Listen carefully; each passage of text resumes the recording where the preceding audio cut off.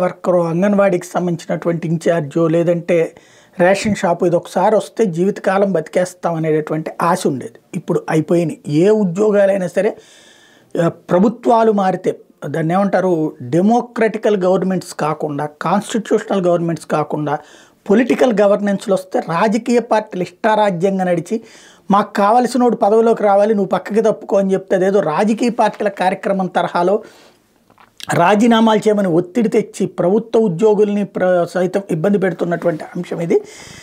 ఉపాధి హామీ పథకం పనులు పరిశీలించేందుకు వెళ్తున్న ఫీల్డ్ అసిస్టెంట్ని టీడీపీ నాయకులు దారుణంగా హత్య చేశారంటూ సాక్షి ఒక వార్తను హైలైట్ చేసింది. ఈ ఘటన కర్నూలు జిల్లా ఆలూరు మండలం అరికెర గ్రామంలో శుక్రవారం జరిగింది.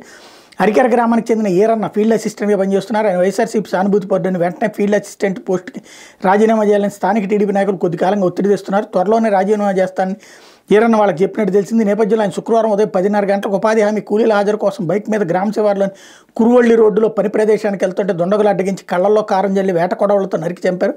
ఫీల్డ్ అసిస్టెంట్ పోస్ట్ కోసమే తన భర్తను అతి కిరాతకంగా చంపారని ఈరన్న భార్య నాగలక్ష్మి కన్నీటి పర్యంతం అయ్యారు. 2 వారాలుగా అరికెర గ్రామానికి చెందిన టీడీపీ నాయకుడు దబ్బలగాది తమ ఇంటికి వచ్చి ఫీల్డ్ అసిస్టెంట్ పోస్టును వదులుకోవాలని ఈరన్న మీద ఒత్తిడి చేస్తున్నానని ఆమె తెలిపారు.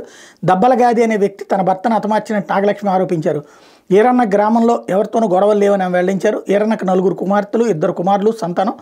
మొదటి కుమార్తెకు వివాహం చేయగా ప్రసవ సమయంలో మృతి చెందింది. కాగా ఈరన్న కుటుంబ సభ్యుల నుంచి ఫిర్యాదు స్వీకరించి విచారణ చేస్తున్నామని, కేసులో ఎవరున్నా వదిలే ప్రసక్తి లేదని పత్తికొండ డీఎస్పీ వెంకటరామయ్య చెప్పారన్నటువంటి వార్తని హైలైట్ చేశారు.